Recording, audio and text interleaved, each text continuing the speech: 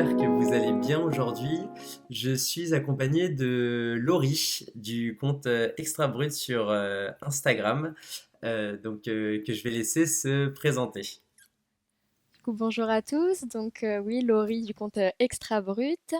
Je suis arrivée dans le monde du vin un peu tardivement. J'étais avant sommelière avec un petit passage dans l'événementiel sportif et pour enfin voilà, atterrir dans ce vin par passion, dans ce domaine du vin par passion. Et pourquoi, est-ce que vous pouvez nous donner les origines de cette passion justement et de ce changement de carrière, si je puis dire? Alors, les origines remontent à vraiment l'enfance, si je peux dire. J'ai un papa du coup qui a toujours été amateur de vin. Et mes premiers souvenirs sont vraiment très petites, de toujours sentir dans le verre, de toujours être intéressée par cet univers-là. Et quand j'étais petite, d'ailleurs, mon père me faisait entre guillemets goûter le vin en disant faire un bisou au vin pour pas vraiment boire déjà à l'âge de 7 ans. Donc voilà, c'est de là qu'est née la passion. Après avoir été diplômée kiné, j'ai un petit peu exercé. J'ai fait un voyage en Nouvelle-Zélande parce que cette carrière ne me convenait pas, je le sentais déjà. Et là-bas, j'ai décidé de tenter ma chance et de suivre une formation à mon retour en France pour me reconvertir. D'accord. Et ce qui est intéressant, en fait, c'est que dès le début de votre vie, vous avez été éduqué à la consommation et même plutôt à apprécier le vin finalement. Un petit peu, oui. Après, finalement, mon père, c'était un amateur enfin, on va pas dire sans connaissance, mais en tout cas, voilà, juste rien de professionnel, c'est pas du tout son métier, tout ça. Mais en Oui, tout cas, ça a toujours c'était fait plus vous partie de. encadrer sur les premiers contacts quoi, avec Exactement. le produit. Et qu'est-ce qui a fait que vous avez changé justement d'orientation? Là, vous parliez de ce voyage en Nouvelle-Zélande. Qu'est-ce qui a été le déclic ou la prise de conscience? Vraiment, en fait, ce voyage, je l'avais prévu pour un peu me poser les bonnes questions et me dire, bon, ok, ce sera pas kiné, mais ce sera quoi? J'étais attirée depuis toujours par, on va dire, l'art de la table en général. Et j'ai hésité du coup entre partir en cuisine ou dans le vin. Et là-bas, tout simplement en voyageant, en visitant aussi des vignobles, en me posant des questions, je me suis dit, en fait, non, c'est une évidence. Pour moi, ce sera la carrière dans le vin. C'est vrai que c'est une un beau terroir en termes de vin, la Nouvelle-Zélande, il me semble. Oui, oui, oui, c'est super. Non, avant d'y partir, je connaissais pas du tout parce que c'est vrai qu'en France, on a peut-être plus une tendance à regarder les vins français et à la rigueur les pays proches comme l'Italie et l'Espagne. Mais non, non, en Nouvelle-Zélande, j'ai eu des très très belles surprises et je continue encore aujourd'hui à avoir de belles émotions sur des vins de ce joli pays. Et du coup, comment, là, on va peut-être un peu rentrer dans, entre guillemets, dans la technique, mais comment goûter et apprécier un vin? Et là, je vais prendre mon exemple personnel. Ce qui est assez déstabilisant, c'est que au restaurant, même si je vais faire la différence entre un vin que j'apprécie et un autre un peu moins, j'ai pas vraiment de notion dans goûter le vin, comment l'apprécier. Donc, est-ce que vous avez des conseils, une sorte de checklist? C'est peut-être un peu barbare, mais voilà. Non, non, mais j'entends. Mais je pense qu'il y a une première chose vraiment très importante, c'est d'abord de ne pas avoir peur de se tromper, entre gros guillemets, de dire des choses que l'on ressent, en fait, même si ça correspondrait pas à une technique. Enfin, souvent, je sais que les gens ont peur, en fait, de dire ce qu'ils pensent du vin, justement parce que ce ne sont pas des professionnels ou parce qu'ils n'ont pas cette, entre guillemets, checklist disponible. Mais en tout cas, vraiment la façon la plus classique, c'est d'abord de regarder la couleur, qui nous donne des indices, sur, quel type de vin ça va pouvoir être, mais c'est parfois des indices trompeurs. Et ensuite le sentir, essayer d'analyser un petit peu ce qu'on sent. Souvent, pour vraiment faire dans les grandes lignes, on va commencer par séparer en 3 catégories. Le côté un peu fruité, floral, qui serait vraiment intrinsèque au cépage. Et puis ensuite, est-ce qu'on sent quelque chose qui nous rappellerait du bois, comme des côtés toastés, vanillés un petit peu. Et enfin, on va finir par voir, est-ce qu'on sent des notes qu'on appelle d'évolution, qui nous permettraient de dire, ah, c'est peut-être pas un vin jeune, mais un vin plus ancien. Et ensuite refaire cette analyse un petit peu sensoriel au niveau du palais, de rechercher ces trois catégories pour un peu essayer de se cibler déjà. Très clair. Et pour finalement s'entraîner, c'est alors bon, on n'incite pas du tout à la consommation, ou en tout cas avec modération évidemment, Bien sûr. mais c'est à mesure qu'on va répéter l'exercice et découvrir de nouveaux vins au cours de sa vie qu'on s'améliore finalement. Exactement. Et sans aucune modération, à partir du moment où on crache, je pense qu'on peut goûter tous les vins possibles. C'est le détail qu'on est nombreux à omettre. C'est ça. Non, mais après, non, c'est vrai que c'est pas toujours facile non plus quand on arrive à un repas de famille d'arriver avec son crachoir, mais bon, Ouais, c'est quand même ça change pratique si on veut l'ambiance. goûter beaucoup de choses. Ouais. Après, je pense que quelque chose d'important auquel on pense pas toujours, c'est la température du service. C'est que des vins rouges, souvent, même dans des restaurants, parfois sont servis à température ambiante. Et quand on est l'été qui fait 40 degrés, en fait, un vin rouge à cette température-là, moi, je trouve qu'on c'est très dur de l'apprécier. Et là, les verres, la forme des verres également, qui influe beaucoup sur la qualité et la forme des verres, Ah, alors, sur le la forme des ressenti. verres, ça m'intéresse parce que autant la température, même à mon petit niveau, j'avais senti un peu la différence. Effectivement, le, le gros gaillac sous 40 degrés, parfois c'est un peu dur. Un peu violent, Mais, ouais. mais la forme des verres, est-ce que vous pouvez nous en dire plus? Oui, tout à fait. Alors, il y a vraiment les verres on va appeler ça, donc, enfin, il y a une différence entre les Bordeaux, les Bourgognes, et même ne serait-ce qu'en fait, que moi, je vais vous parler, entre guillemets, de ma spécialité, enfin, en tout cas, de ce que je préfère, les champagnes. La coupe, pour moi, la coupe n'est pas du tout un verre adapté à la bulle. La flûte, peut-être un peu plus, mais pour moi, ne me convient toujours pas. Je prends toujours un verre à vin qu'on appelle les verres universels pour déguster mes champagnes, qui sont des verres, entre guillemets, de forme classique, pas trop large, parce que ça nous permet de beaucoup mieux sentir en fait les arômes du champagne avec la bulle fine. Bien sûr, je parle de champagne de petits producteurs, des champagnes qui ont un joli vin derrière et qui ne sont pas faits en masse, entre guillemets. Et aussi la qualité des verres. Je ne vais pas faire de placement de produit, mais il y a des marques qui sont assez reconnues pour être en cristal, pour être avec un verre très très très fin et avec une forme un petit peu particulière. Donc là, je suis en train de faire des gestes devant mon ordinateur qui ne vous servent à rien. Du coup, qui nous permettent en fait, en effet, d'avoir un nez bien plus précis. Et vraiment, si jamais il y a un quelconque défaut dans le vin, ces verres-là vont être intransigeants. Donc en général, les sommeliers, on a notre petite sélection de verres qu'on apprécie beaucoup. Hmm. Ils vont révéler le vin peut-être de manière plus détaillée, enfin si je peux le dire comme ça. Oui, je pense qu'on peut dire plus détaillé, il va permettre au vin de plus s'exprimer, en effet. Je pense il va mettre en avant le vin, et du coup, ce qui est très avantageux pour les meilleurs, est très très mauvais pour les mauvais. Pénalisant, ouais, voilà, oui, ça les met sous les projecteurs, quoi. Exactement. Et dans le choix du vin, quel conseil là aussi vous donneriez? Bon, c'est un peu compliqué, hein, il y a je sais pas combien de références quand on va même chez un petit caviste hein, d'ailleurs. Mais s'il y a peut-être des informations, des signes qui permettent de choisir un vin absolument inconnu, quel serait-il? Bon, ça se trouve, il y en a pas hein, d'ailleurs. Bah, complètement inconnu, je sais pas. Après, c'est vrai que souvent, on finit par se raccrocher soit à des appellations, soit à une région qu'on aime bien. Ouais. Un cépage, je trouve ça plus compliqué. Il y a certains cépages qui sont vraiment très caractéristiques, très reconnaissables et on va dire rares aussi, donc spécifiques. Je pense par exemple au Romorantin dans la vallée de la Loire. Ce cépage, en effet, on le trouve pas à l'international. Donc dire qu'on aime le Romorantin, on va dire que c'est cohérent. Par contre, dire qu'on aime le Chardonnay, c'est un peu plus compliqué en fait que Ouais, il y pour en conseiller a. quelqu'un qui aime le Chardonnay, par exemple. Ok. Donc, j'aurais pas de piste particulière, mais je pense que, en effet, déjà, acheter ses vins chez des endroits spécialisés comme des cavistes, c'est bien de trouver ces cavistes en qui on a confiance. Puis ensuite, des réseaux sociaux, Instagram, pour trouver des conseils, ça peut être une piste aussi. Oui, parce que en fin de compte, dans le choix, ce qui est compliqué, c'est la profusion d'options, justement. C'est qu'il y a tellement de références qu'on s'y perd, quoi. Tout à fait. Non, non, et puis moi, quand je connais pas les références, c'est vrai qu'en général, je m'accroche à, du coup, une région, un terroir. Je sais que dans cet endroit-là, c'est ce type de sol avec ce type de cépage et ce type de vinification. Mais c'est en discutant souvent, enfin, pour vraiment choisir un vin totalement inconnu, c'est en discutant avec les gens qui le vendent, tout simplement.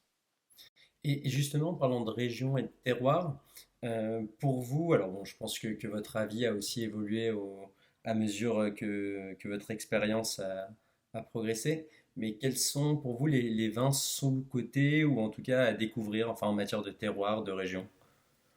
Je pense que, alors pour parler par exemple d'une très grande région, en tout cas, enfin bien cotée, c'est la Bourgogne.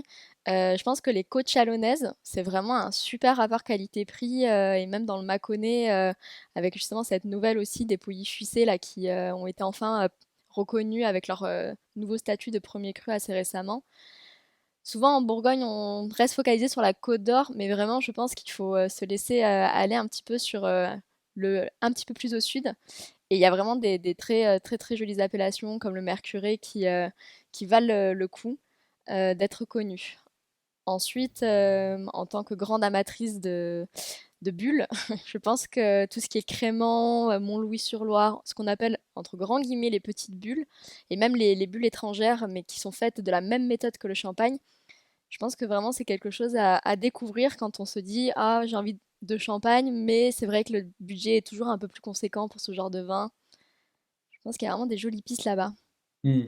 Bah, c'est vrai que soit l'appellation, soit le prix parfois, hein, heureusement ou malheureusement, va nous rassurer et c'est cette logique de se raccrocher là que vous décriviez tout à l'heure, vers laquelle parfois on se tourne.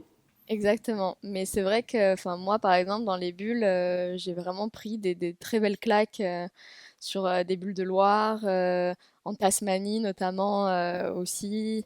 En Après, Tasmanie, en au sud de Tasmanie. l'Australie, c'est ça? Exactement. Alors là, les bulles tasmaniennes, ça vaut vraiment le coup. En fait, c'est un climat qui est bien plus frais que beaucoup de parties de l'Australie. Il y a beaucoup de pinot noir chardonnay qui sont cultivés là-bas, notamment pour en faire des effervescents.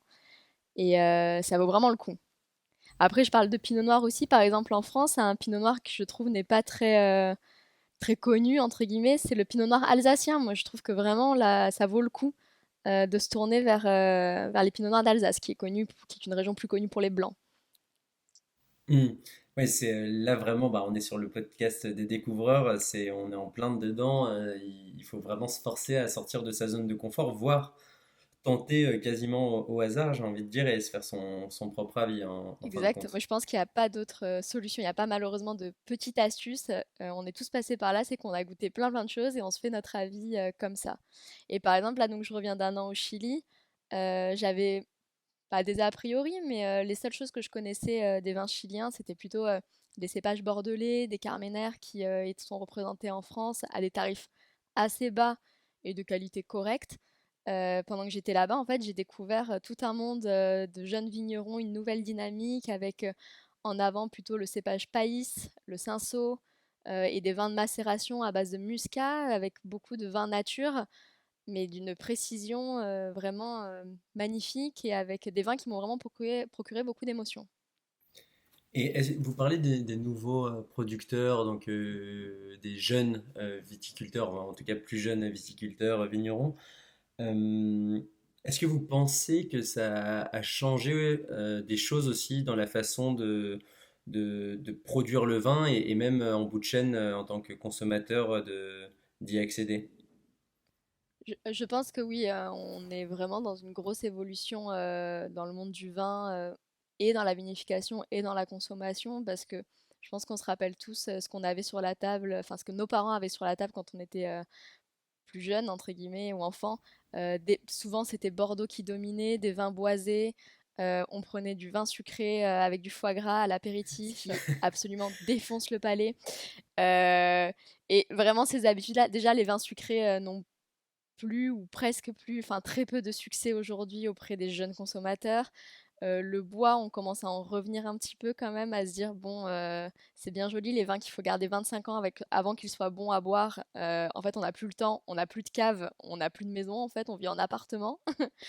Donc, je pense que tout est lié en effet et qu'on est vraiment en train d'évoluer. Et justement, par rapport à cette évolution, est-ce que vous avez pu constater dans ce milieu, si je peux en parler comme ça, qu'il y avait des codes peut-être pour se faire accepter? Alors je sais que les différentes professions du secteur se féminisent pas mal, mais est-ce que vous avez eu une sorte de barrière à l'entrée par rapport à ce monde qu'on voit un peu comme un entre-soi parfois de l'extérieur. Alors, pour ma part, j'ai eu beaucoup de chance en fait. Du coup, quand je suis revenue de Nouvelle-Zélande, j'ai fait une petite formation de 3 mois hem, pour, une petite formation en fait caviste, pour valider, si c'était, une voie qui allait me convenir. J'ai fait un stage dans un établissement à Toulouse qui s'appelle Les Passionnés, où ça s'est vraiment très, très bien passé, mais de pas très longtemps. Et grâce à ce premier contact, après, j'ai postulé dans un autre bar à vin, par la suite, hein, en ayant suivi une autre formation qui s'appelle le numéro 5 Wine Bar. Et là, j'ai eu la chance de tomber sur un patron bah, génial qui m'a donné ma chance en fait, alors que j'avais pas de vraie expérience. Je venais de démarrer. Il m'a engagée en tant que serveuse et au bout d'un mois, le chef sommelier partait. Et il m'a dit, bah, écoute, je te propose le poste et je vais te former. Donc moi, j'ai trouvé ce monde très accueillant, Ouais, exceptionnel, franchement, génial vraiment comme exceptionnel. devenir sommelière. Du coup, c'est beaucoup de responsabilités dans un établissement comme celui-ci. Euh, Comment, voilà, on monte en compétences rapidement, on fait un apprentissage, on va dire, accéléré là-dessus. Alors là, c'était en plus un établissement qui avait énormément de références. Donc, on parle de Pas de 5 000 pression. références. Donc, ce qui s'est passé, c'est que tout simplement, ben, dès que je rentrais du travail, c'était du bachotage. Je prenais la carte des vins et je l'étudiais en long, en large et en travers. Donc, c'est énormément d'heures d'études. En parallèle, je continue. En fait, les formations que j'ai fait, c'est des formations qui s'appellent WSET, le Wine Spirit Education Trust. Donc, depuis que j'ai intégré ce monde, j'ai gravi les niveaux. Là, je suis en train de passer le dernier niveau qui s'appelle le diplôme. Et donc, en fait, non, voilà, c'est vraiment beaucoup, beaucoup de temps d'études. Il n'y a pas de secret. Le vin, c'est tellement vaste, il y a tellement de régions, de cépages à connaître que c'est beaucoup, beaucoup de temps d'études. Et donc, pour revenir sur la question sur les codes, moi, du coup, j'ai pas de diplôme de sommelière. J'ai exercé en tant que telle, mais je suis jamais passée par la case à apprendre les codes de la haute gastronomie. Donc, je ne sais pas décanter un vin à la bougie, ouvrir un porto à la pince. Ça, c'est quelque chose que j'admire beaucoup de la part de ceux qui le font. Mais je suis pas du tout taillée pour travailler en étoilé, par exemple. D'accord, mais donc oui, c'est comme si vous aviez appris sur le tas finalement, et pas fait, Exactement. pas suivi l'enseignement théorique et qui a sa valeur aussi, hein, mais vous avez sauté des étapes une étape entre guillemets. Ben, en commençant plus tard, c'est ça. Je crois que j'ai accéléré. Oui, et en plus, je vous dis ça, mais juste avant, vous nous confiez que ça a été des heures de bachotage aussi et de travail de votre côté. Donc, ça couvre peut-être pas tout le contenu vu en école de sommelier, mais on s'en rapproche quand même. Bah voilà, après c'est vrai que finalement sommelier c'est un diplôme en France qui s'obtient, qui peut s'obtenir très jeune en fait. On commence avec par exemple un CAP cuisine ou un CAP service et ensuite on peut faire une année seulement de mention complémentaire sommellerie. Je m'étais beaucoup renseignée quand je m'étais reconvertie, je voulais le faire, mais à l'époque j'avais 26 ans. Revenir à l'école avec des adolescents de 16-17 ans, c'est vrai que je préférais trouver une autre voie et du coup je préférais être sur le tas et j'ai eu la chance d'avoir ce patron Thomas Cabrol, qui m'a donné cette opportunité. Il n'y a que des passionnés dans ce métier. Enfin, si je pose la question, c'est que en cuisine et même gastronomie, évidemment que la plupart sont passionnés, mais c'est peut-être un peu plus, en tout cas la cuisine, on va dire classique, c'est peut-être plus accessible, alors que là, c'est quand même une forme de spécialisation et il y a peut-être que des amoureux du produit, non? En fin de compte, on peut pas être là par hasard, je sais là où je veux en venir.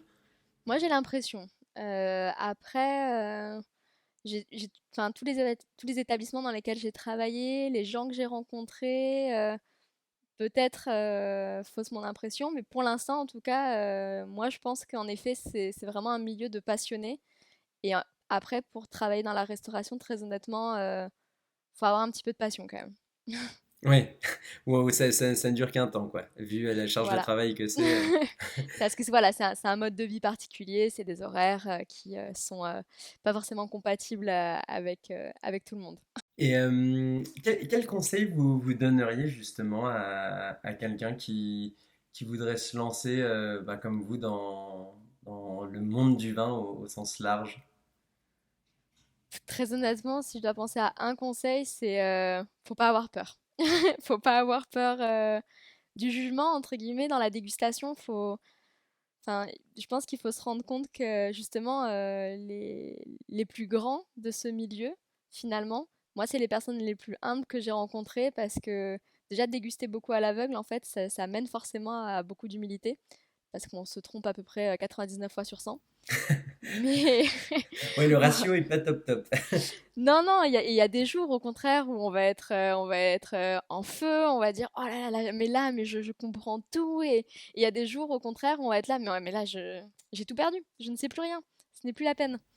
Donc je pense que le conseil que j'aurais à dire, c'est vraiment si on est passionné, d'écouter sa passion, de se faire plaisir, euh, et qu'il faut quand même aimer un petit peu lire, étudier et se renseigner. Je pense que ouais, faut être prêt à ça parce que forcément, quoi, ça mène à ça pour comprendre un petit peu les différentes régions, cépages et compagnie, Oui, oui, c'est les bases pour le métier derrière. Par je rapport pense. aux dégustations à l'aveugle, Oui. comment ça se passe? C'est sur quels critères qu'on va, entre guillemets, essayer d'identifier ou juger un vin? Alors, moi, maintenant, c'est vrai que je suis très influencée par justement le diplôme que je suis en train de passer, donc WSET, où on a toute une fiche en fait technique pour juger un vin, où en fait on va avoir l'apparence, je vais juger l'intensité, la couleur, le nez, pareil, l'intensité, les arômes, et ensuite je vais déterminer la sucrosité, l'acidité, si c'est rouge, les tanins, le corps, l'intensité des arômes, l'alcool et on va dire la longueur en bouche. Et avec toutes ces informations, par exemple, si je suis sur un vin blanc qui du coup est assez pâle, assez jaune en fait en couleur, mais jaune pâle, qui a une acidité très forte et qui a des notes très marquées de groseille à macro, je vais m'orienter vers un sauvignon blanc. Et puis après, s'il a quand même de l'alcool ou peu d'alcool, je vais déterminer si ça va venir d'un climat frais, plus chaud, d'un pays plutôt style Nouveau Monde, ou Vieux Monde. Donc Vieux Monde, c'est l'Europe. Donc voilà, à peu près un exemple. Enfin, le plus j'essaie d'être la plus concise possible, mais Non, non, mais c'est très clair. Il y a un peu, comment dire, une analyse en entonnoir un peu. C'est que vous basez exactement. sur des critères assez globaux et vous restreignez la maille au fur et à mesure de votre réflexion. Exactement, c'est ça. Et le problème, c'est que c'est forcément basé sur ce qu'on ressent. Donc après, la chose la plus facile à faire pour une personne qui déguste à l'aveugle, c'est de se convaincre de quelque chose. Donc je suis sûre que j'ai ça dans mon verre, et du coup de Ah. trouver tous les marqueurs qui correspondent à ça. Et alors et là, donc voilà. Après là c'est fini, c'est foutu. Ouais, parce que là, en fait, la démarche, elle est un peu par défaut. On marche dans l'hypothèse que dans le verre, il y a tel vin et on va procéder un peu par élimination. Je m'attends à trouver tel critère, mais je me rends compte qu'en fait, c'est pas celui-ci. Donc, je passe sur un autre et ainsi de suite. Là c'est quand on est un peu mieux, mais il y a des fois où sinon juste on va sentir un arôme par exemple, et on va tout de suite se dire ah mais c'est sûr ça va être ça. Et puis là c'est Ouais. bon, là on est parti, alors qu'il y a rien qui, l'acidité ne correspond pas, la sucrosité non plus, l'alcool ne correspond pas, mais ce jour-là on a décidé, c'est sûr. Alors là je suis sûre de moi. Ma main coupée. C'est Voilà, de l'intuition un peu. ça c'est les meilleurs moments. On- Ceux-là c'est les meilleurs moments qui mènent à l'humilité justement. Bah, ah bah, c'est sûr que de dire devant 5-10 personnes, je suis sûr, et c'est Bam. totalement l'inverse, c'est un peu compliqué, ouais, pour la crédibilité. Mais bon, mais après, franchement, justement, je pense que c'est important de ne pas le prendre avec trop de pression, bien sûr, quand c'est pas en compétition ou en examen officiel, mais je pense que c'est important de le faire régulièrement parce qu'en fait, il y a plein de fois aussi où on a des belles surprises comme ça. Le faire aussi avec des amis, même si c'est pas des amateurs de vin, moi j'aime bien le faire parce que on est très vite influencé par l'étiquette à tout niveau, et des fois ça fait du bien aussi de redécouvrir les vins sans a priori. Ouais, c'est intéressant, enfin, dans la démarche, voilà, ça permet à tout le monde de mettre son ego dans la poche, comme vous en parliez à propos des plus grands. Et l'autre chose qui est intéressante aussi, c'est que la vérité du jour est pas celle de demain et quasi, entre guillemets, chaque jour, limite à chaque verre, il faut repartir de zéro, quoi. Se remettre en question et on peut pas capitaliser sur, par exemple, alors je vous dis n'importe quoi, mais l'équivalent des 30 verres sur lesquels on a fait un sans faute, si ça existe. Et le 31e, on peut quand même se tromper, ça change rien, quoi, de ne pas Ah, s'être et tout trompé sur. repart à zéro à chaque fois. Mais après, non, mais en plus, quand on parle de sur différents jours, c'est d'autant plus marrant quand on pense. Enfin, personnellement, je suis assez, je sais pas si je peux utiliser le mot croyante, mais adepte du calendrier lunaire pour les vins qui sont produits en biodynamie. Et en fait, un vin peut être totalement différent selon la position de la lune. Si la lune est, enfin, on a différents jours en fait, le jour fleur, le jour racine, le jour fruit. Et le vin ne va pas goûter pareil selon le jour. Il va être fermé ou plus ouvert. Donc, pour ces vins-là, c'est une difficulté supplémentaire. Alors, c'est quelque chose qu'on on peut lire sur certaines étiquettes ou chez certains cavistes. Est-ce que vous pouvez nous en dire un peu plus et nous expliquer les termes dont vous avez parlé? Donc, c'est les vins qui sont produits, donc ce qu'on appelle en biodynamie. Souvent, s'ils ont une certification, ça va être Déméter. Je suis pas sûre si c'est qu'en Europe, Déméter, là j'ai un doute, mais en tout cas, si jamais des étiquettes ou des cavistes, parce que le vignoble, enfin le producteur peut avoir des pratiques biodynamiques, mais ne pas être certifié pour un choix personnel.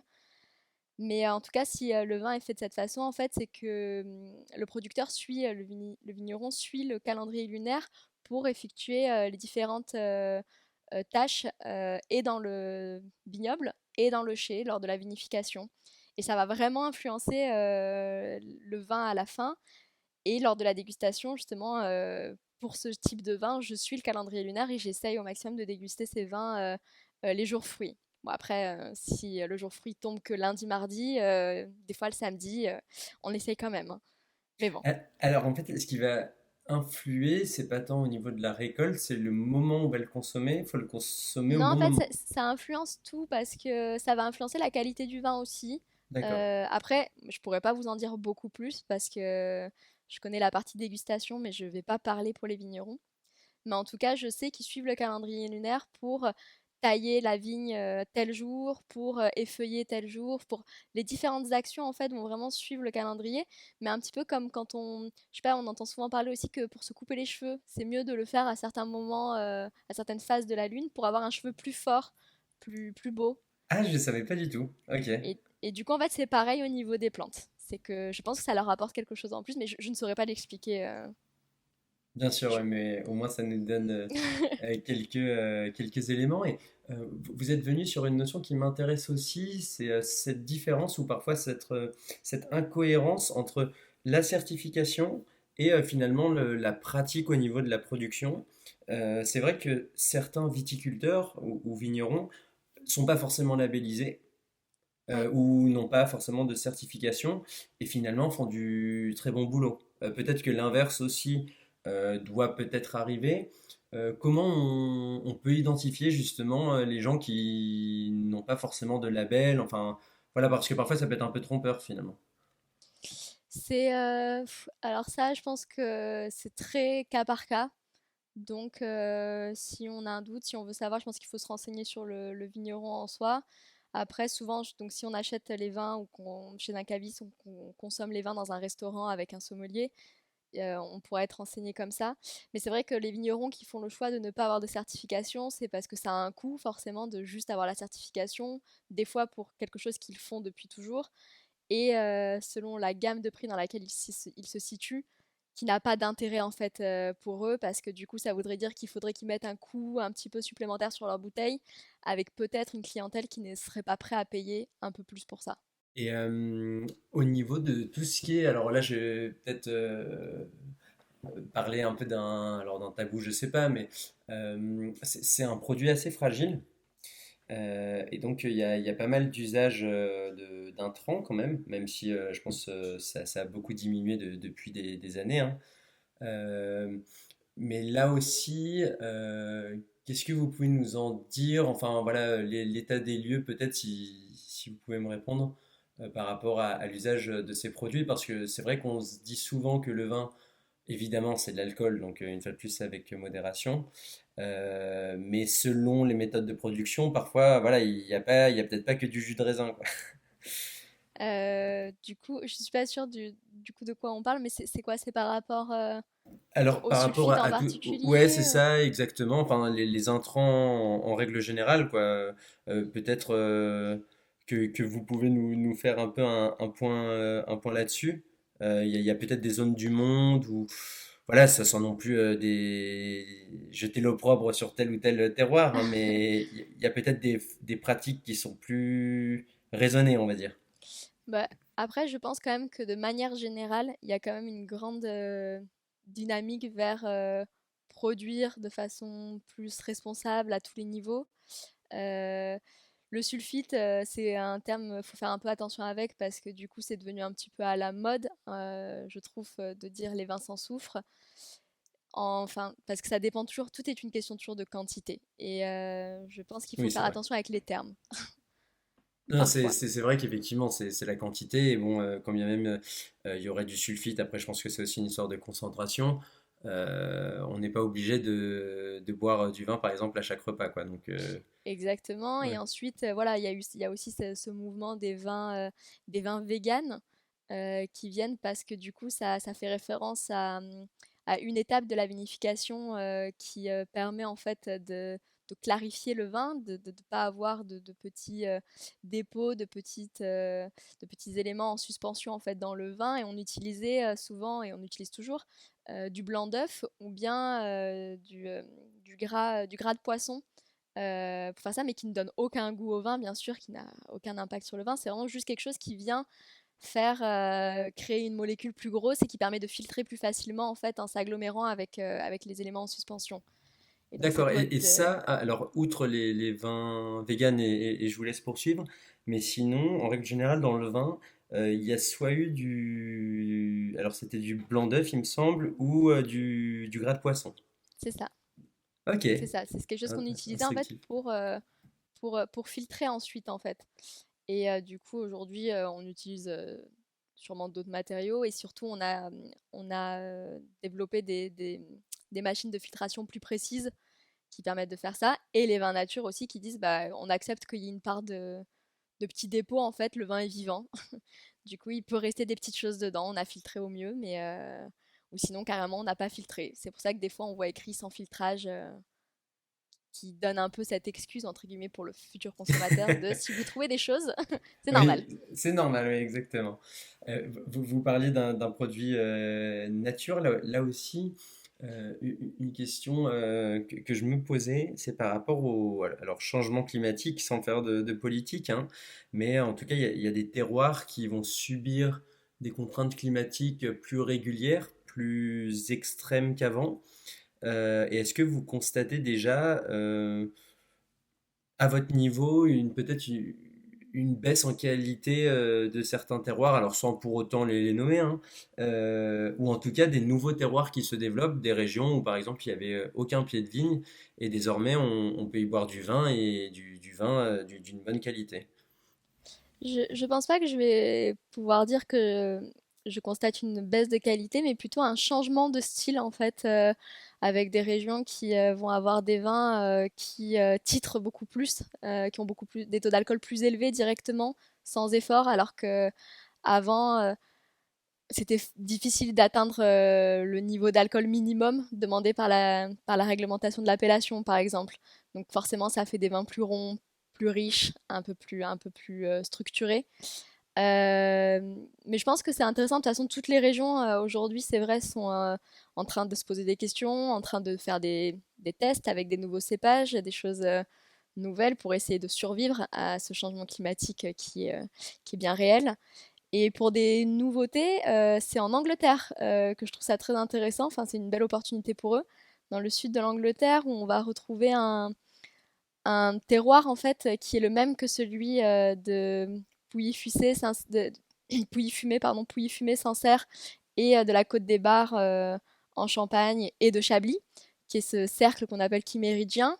Et pour eux, c'était plus difficile en fait à l'époque de produire du vin. Ils avaient du mal à arriver à des maturités de raisin satisfaisantes. Et maintenant, en tout cas, ils y arrivent et il y a de très jolies bulles qui sont faites là-bas. Ouais, c'est super intéressant parce qu'en fait, même en tant que consommateur, faut rester aussi ouvert au fait que ben, une région eux commencer à produire et laisser sa chance au produit, quoi. Tout à Des vins fait. anglais, j'étais même pas du tout au courant. Enfin, Non, non, ouais, oui, il y a j'étais une production là-bas et c'est assez intéressant. dans cet univers. Maintenant, vous sentez à votre place, justement, on en parlait tout à l'heure, cet univers qui parfois peut impressionner. Là, voilà, vous m'en parlez assez détendu, en tout cas, j'ai l'impression. Voilà, est-ce que vous constatez une différence dans le chemin parcouru, vos débuts et maintenant en termes de légitimité, peut-être? En termes de légitimité, je sais pas. En tout cas, c'est sûr que j'ai acquis plus de connaissances, mais je reste dans ma position d'étudiante. J'apprends tout le temps. Je pense que je serai une éternelle étudiante dans ce monde-là, et je pense que c'est une des choses qui m'a vraiment séduite dans cet univers, de me dire je n'aurai jamais tout appris. Ouais, bah, on en revient à cette démarche d'humilité dont on parlait tout à l'heure. En fait, c'est pas tant considérer le regard des autres et se dire est-ce que je suis à ma place ou pas à ma place. C'est quasiment, oui, une démarche personnelle d'apprentissage continu, quoi. Voilà, après, c'est vrai que quand on est dans le monde du vin, c'est pas tant au milieu des professionnels que c'est stressant, finalement, c'est avec l'entourage. Oui, il faut choisir le vin, faut pas décevoir, C'était là peut-être que c'était plus difficile. Hmm. Ah, mais vous en parlez au passé quand même, donc ça va. Non, oui, non, c'est juste quand j'ai commencé, en fait, c'est toujours marrant parce que au bout d'un mois de formation, on me demande des choses très précises et du coup de dire non, non, mais en fait, ça ne va pas aussi vite. Oui, oui, vous aviez l'impression d'être peut-être un peu en porte-à-faux, quoi, du coup. C'est Parce ça. on vous voit Non, mais comme c'est l'experte et ça fait 2 semaines que vous travaillez les choses, quoi. exactement. Mais c'est plus, c'est vraiment, c'était gentil de la part de mon entourage, Oui, mais c'est oui, juste bien sûr. quelque chose qui me fait rire maintenant en y Ouais. repensant. Oui, ils étaient allés un peu vite en besogne, trop enthousiastes pour vous, quoi. Exactement. Et alors, ça me permet aussi d'aborder votre compte Instagram. Donc, évidemment, je mettrai l'information dans la bio de nos épisodes, de notre épisode. Mais pourquoi cette démarche enfin, voilà, je ne vais même pas la décrire. Je vais vous laisser la décrire et en parler. Pourquoi ce compte Instagram? Bah, en fait, c'est parti c'est ma mère et ma belle-sœur, en fait, qui m'ont dit: «Ah, mais tu devrais essayer de faire un compte Instagram sur le vin», et je me disais: «Pourquoi?» Je ne sais pas, donc ça, je cherche peut-être encore, la réponse exactement de pourquoi. Mais mais en fait, c'est parti en tout cas, le concept est parti donc j'ai créé ce compte et sans réel concept de base, et je suis partie visiter un vignoble en Corse parce que du coup, je suis de là-bas, je suis corse, et je suis allée visiter un domaine et j'avais oublié mon carnet de dégustation. Je me dis: «Mince, mais comment je vais noter, les des notes, pour ces vins?» Et d'un coup, ah mais c'est mon conjoint qui me dit: «Mais tu vas les écrire sur ta main et c'est bon, tu auras un rappel». Et je me suis dit: «Mais en fait, mais c'est génial, mais je vais écrire les notes de dégustation sur mon bras, mais ça pourrait marcher». Ouais, parce que la main, on est vite limité en surface. Exactement, et surtout, faut tenir la bouteille. Donc Aussi, et le c'est verre de l'autre. arrivé exactement, c'est arrivé comme ça, et du coup, j'ai fait une première tentative, en écrivant des notes de dégustation, et j'ai fait une photo comme ça, et en fait, ça a pris, donc c'était super. Malheureusement, au bout d'un an, j'ai été piratée, donc j'ai perdu mon compte Instagram. Ah, ouais. Et mais comme ça avait bien marché, j'avais à ce moment-là 7000 abonnés. Je me suis dit bon bah allez, tant pis. Le jour où je me suis fait pirater, j'ai recommencé. Et j'ai eu beaucoup de soutien de la communauté Instagram des influenceurs vins qui ont beaucoup partagé l'info, et mon compte en fait c'est vite rétabli.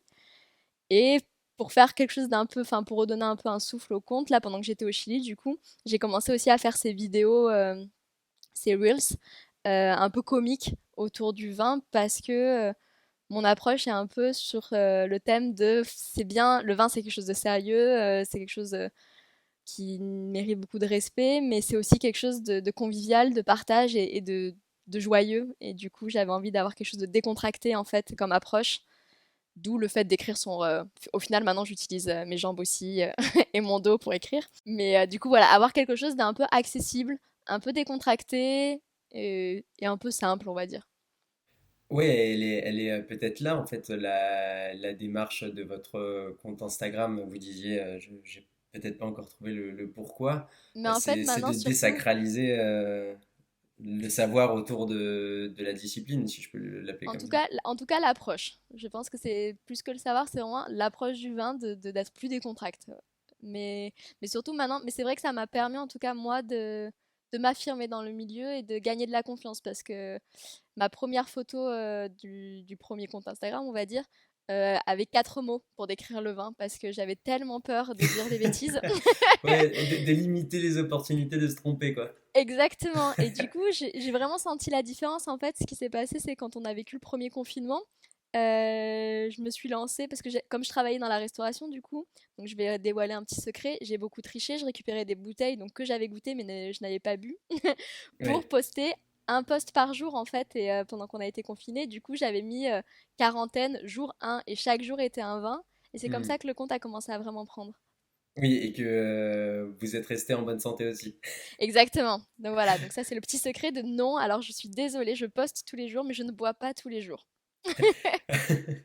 Ouais, c'est bon à savoir parce que là on se disait c'est inaccessible justement ce rythme, comment elle fait quoi. Après voilà, en fait, non, c'est vrai que quand on organise des dégustations avec des groupes, des amis, je repars avec toutes les bouteilles en fait. Donc il n'y a pas de triche sur le fait que j'ai goûté tous les vins, mais je n'ai pas fini les bouteilles toute seule. Hmm. Bon, c'est bon à savoir, mais pour revenir à votre compte Instagram, c'est vrai que cette démarche aussi elle est rafraîchissante et ça permet d'apporter votre touche personnelle quoi.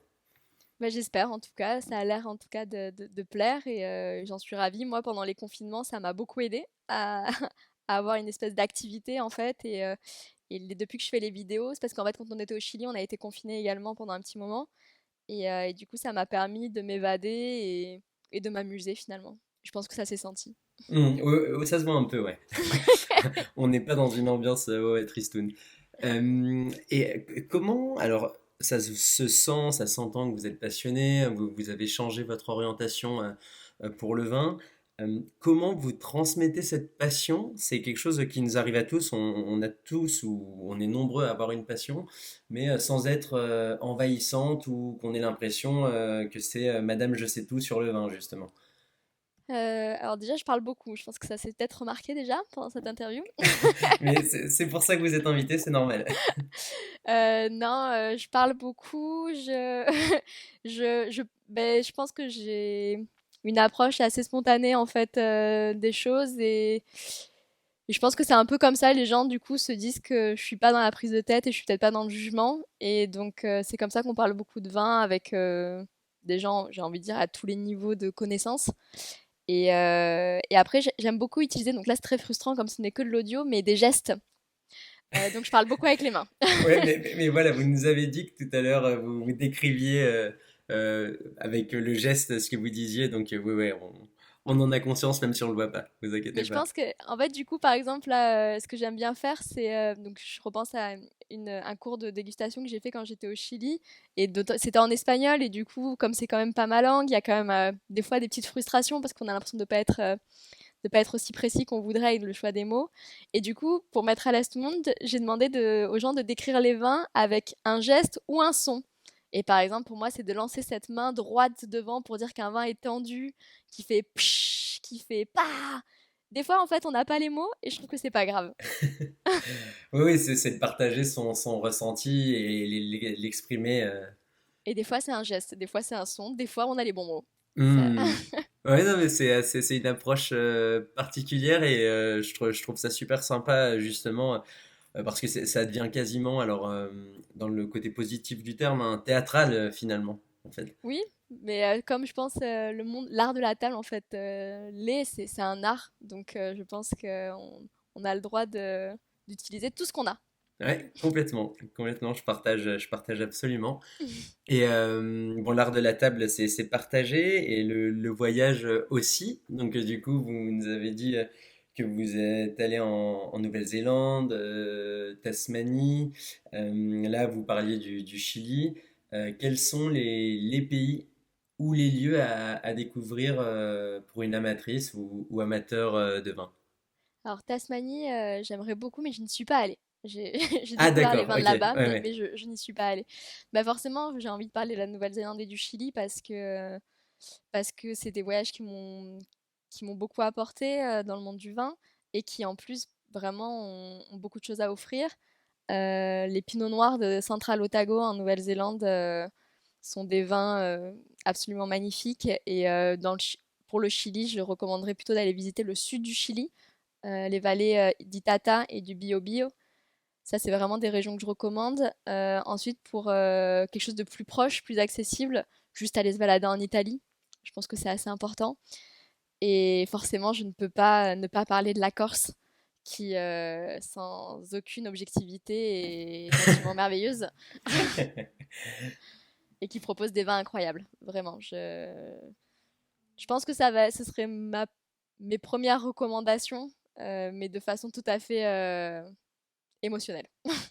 Ouais. Et ces pays, et même les autres pays que vous avez peut-être pu visiter, euh, c'est des vins intéressants, mais est-ce qu'ils ont systématiquement une culture autour du vin? Bon, évidemment, on pense à la France, ou pas forcément. Parfois, c'est un peu l'intérêt d'une petite communauté, en fin de compte. Quand bien même le vin est d'excellente qualité et délicieux. Non, au Chili, par exemple, c'est